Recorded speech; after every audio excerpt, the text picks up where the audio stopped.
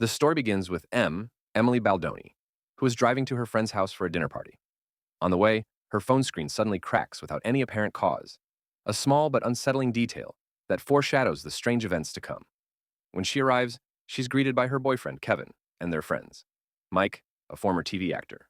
Lee, Mike's wife. Hugh, a calm and collected member of the group. Beth, Hugh's girlfriend who is into New Age therapies. Amir, a newer addition to the group. And Lori, Kevin's ex-girlfriend, whose presence adds a layer of tension. As they settle in, the conversation turns to Miller's Comet, a celestial event that is passing overhead that night. Beth recounts a story she heard about a similar comet in 1923, where strange things happened, including a woman who claimed that her husband was no longer the same person after the comet passed. This eerie tale sets the tone for the evening, creating an atmosphere of unease among the friends. Just as the friends are beginning to enjoy their evening, the power suddenly goes out, plunging the house into darkness. The group is initially startled, but quickly assumes it's a neighborhood-wide blackout caused by the comet's proximity. However, they notice that while most of the neighborhood is dark, there is one house down the street that still has its lights on. Hugh, concerned about his brother and intrigued by the light, decides to walk over to the lit house with Amir to check on things. Before they leave, Hugh mentions that his brother gave him a note to deliver, which he now realizes he left in his car. The group is left in the dark, both literally and figuratively. When Hugh and Amir come back, they are visibly shaken. They carry with them a strange box that they found at the other house. Inside the box are various objects, including a ping pong paddle, a stapler, and most disturbingly, photographs of everyone at the dinner party with numbers written on the back. This discovery confounds the group, as they try to piece together what it could mean. As the group discusses the implications of the photographs in the other house, they begin to realize that something far stranger than a simple blackout is occurring. Hugh reveals that, when they were at the other house, they saw what appeared to be duplicates of themselves. This revelation sends shockwaves through the group, who now understand that they are dealing with parallel realities. The comet, it seems, has caused a rift in reality, creating multiple versions of the same timeline, each slightly different. Every time someone leaves the house, they risk crossing into a different reality, where things are subtly or significantly altered. The group decides to stay inside the house to avoid any further complications, but the seed of paranoia has already been planted. To keep track of which version of reality they are in, the group decides to use glow sticks of different colors, red or blue. However, this plan quickly backfires when they realize that the colors are not consistent, meaning they may have already crossed into different realities without knowing it. This realization leads to a breakdown of trust among the friends, as they begin to suspect that some of them may have been replaced by doppelgangers from other realities. The situation becomes increasingly chaotic as the group members start to turn on each other, driven by fear and confusion. Mike, who has been drinking heavily, becomes particularly aggressive, accusing others of being imposters. The once friendly gathering descends into a tense and hostile environment, with each person questioning the identity and motives of the others.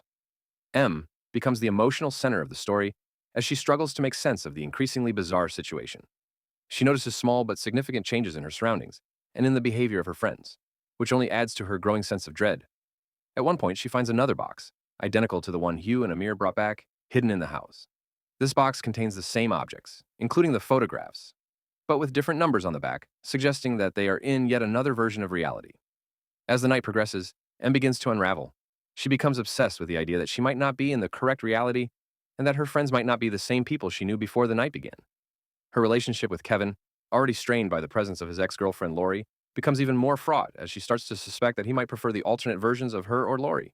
Desperate to find a way out of the nightmare, Em decides to leave the house and explore the other versions of reality. She ventures out into the night, visiting different versions of the house in search of one where things are better. In each version, she encounters slight differences.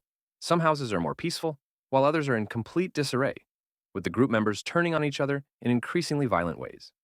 In one version, Em finds a reality where everything seems perfect. In this version, her relationship with Kevin is stronger, and the group is calm and happy, seemingly unaffected by the chaos that has engulfed the other realities.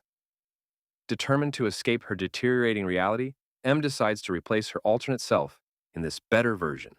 Em sneaks into the house and confronts her alternate self in the bathroom. The encounter is tense and unnerving, as both Emilys realize that only one of them can remain. In a struggle for survival, Em kills her alternate self, hiding the body in the bathtub.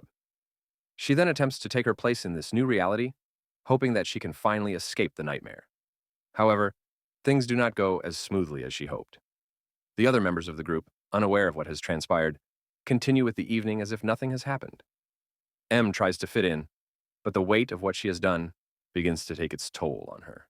She wakes the next morning, unable to find her double, yet everything seems fine. She searches outside and runs into Kevin.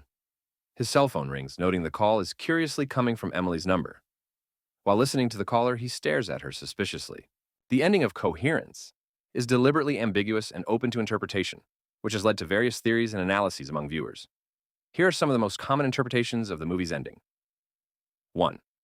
M is trapped in a loop of realities. One interpretation is that M is trapped in a never-ending cycle of parallel realities. The phone call she receives from herself at the end suggests that even though she tried to escape into a better version of reality, she is still within the influence of the comet. This could mean that the realities continue to shift or overlap, and she may never truly escape the loop. Each reality might be slightly different, but M's attempt to find a perfect or stable version is futile, because the multiverse is inherently unstable during the comet's passage. 2. The ripple effect of her actions. Another interpretation focuses on the moral consequences of M's actions. By killing her alternate self and attempting to take her place, M disrupts the natural order of that reality. The phone call could be interpreted as a sign that her actions have created a ripple effect, causing further instability in the fabric of reality. The universe may be trying to correct itself, or M might be experiencing guilt and paranoia, manifesting as this phone call from her other self. 3. The infinite M theory. Some viewers propose the infinite M theory, where the phone call signifies that there are potentially infinite versions of M, all experiencing the same or similar events. In this interpretation, the comet's passage has created not just multiple realities, but an endless number of them, with countless versions of M, some of whom may have made the same decisions she did. The phone call could be from another M, who is also trapped in trying to make contact across realities, hinting at the sheer scale of the multiverse.